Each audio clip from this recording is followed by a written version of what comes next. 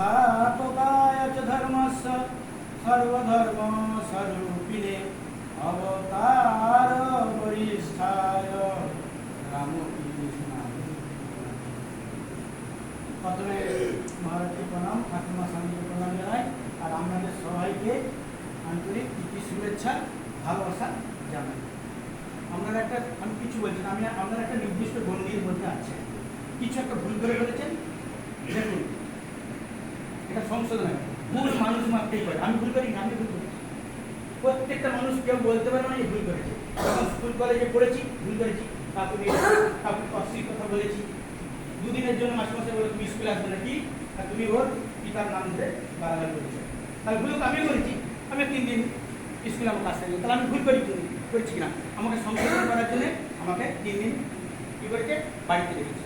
বাড়িতে রাখার ফলে আমার মনে অনুশোচনা হচ্ছে, সবাই স্কুলে যাচ্ছে, আমি ঘরে বসে আছি, তাহলে আমি এটা বললাম কেন, এই যে মনে আমার একটা অনুশোচনা হচ্ছে, আমি কেন বললাম। আর আমাদের রক্তবান্তের শরীর, প্রত্যেকটা মানুষেরই কখনো রাগ বৃদ্ধি হয়, কখনো লোভ হয়, হ্যাঁ, কখনো ক্রোধ হয়, কখনো অহংকার হয়। এইসব অহংকারে বসে আমরা একটা কিছু ভুল করে ফেলি, হতেই পারে মানুষের।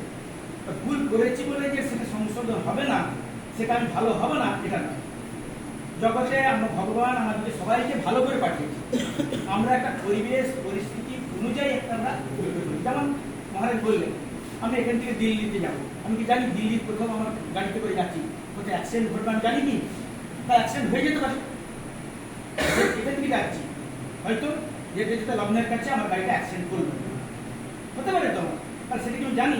সেরকম আমাদেরকে ভগবান পাঠিয়েছে একটা নির্দিষ্ট, আমি একটা 80 বছর কর্মাই এনেছি, কেউ হয়তো 40 বছর বয়সে এরকম একটা ঘটনা ঘটে, তার ঘটনাটা ঘটবেই, কিন্তু সেই ঘটনাটা ঘটে গেছে বলে যে আমি আবার সেটাকে নিয়ে থাকবো তা নয়, আমাকে সংশোধন হতে হবে।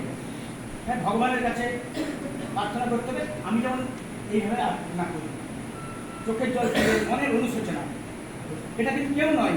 এখানে আপনারা খাচ্ছেন, রাখছেন, ভাবছেন, ঘুমাচ্ছেন, টাইমটা কাটছেন না, কিন্তু মনের যদি আমার একটা অনুশোচনা আছে, আমি পরিবর্তন হবই।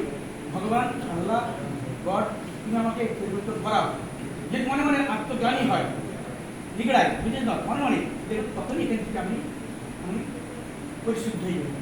একবার পরিষ্কার একটা নোংরা জল তাতে ফটিয়ে দিন, জলটা পরিষ্কার হয়ে যায়। সেরকম ওই হচ্ছে আত্মজ্ঞানী। আমি হয়তো এখানে রয়েছি, ব্যস্ত আছি, খাওয়া দাওয়া করছি, আর একটু সবাই সঙ্গে গল্প করছি, খেলছি, গাছ লাগাচ্ছি না, বাইরের জগতে যেতে তো হবে। তাহলে একটা আমরা ঘটনা ঘটে গেছে, হতেই পারে প্রত্যেক মানুষের, আমি তো বললাম তো কোন মানুষের নাই ঘটনা ঘটেনি। কেউ বলতে পারেন স্কুল জীবনে তো আমরা একটা অশ্লীল কথা বলে ভুল করি নাকি, আমরা একটা জীবনে পড়াশোনা করছি, এটা তো ভুল করছি, বাবা মায়ের কথা শুনছি, এটা তো ভুল, বাবা মায়ের স্নেহ পাচ্ছি না, তাহলে স্নেহ পাচ্ছি না, আমাকে ভালো করে বাবা মায়ের কথা শুনতে হবে। সেই রকম এটা আমাদের হাতেই আছে, এটা হয়ে গেছে কি এক পরিবেশ পরিস্থিতি অনুযায়ী আমার ঘটনা ঘটে গেছে, মনের মধ্যে রাগ এসে গেছে, কাউকে দুটো অশ্লীল কথা বলে বলেছি, কাউকে একটু প্রহার করে ফেলেছি, তাহলে অহংকার এসেছে, হচ্ছে আমি বড়, আমাকে মানবি না, আমি একজন, দিয়ে দিলাম। স্কুল আমরা করি, তার ভুল করার জন্য মাস্টার আমাদেরকে শাস্তি দিয়েছে, 2-1 স্কুল থেকে ছাঁটাই করে দিলেন, যাও বাড়িতে যেয়ে থাকো, বাড়িতে সেটা সংশোধন, বাড়ির মধ্যে চুপচাপ বসে আছি, মন খারাপ, ফিরে সবাই বাড়ি পাড়ালো।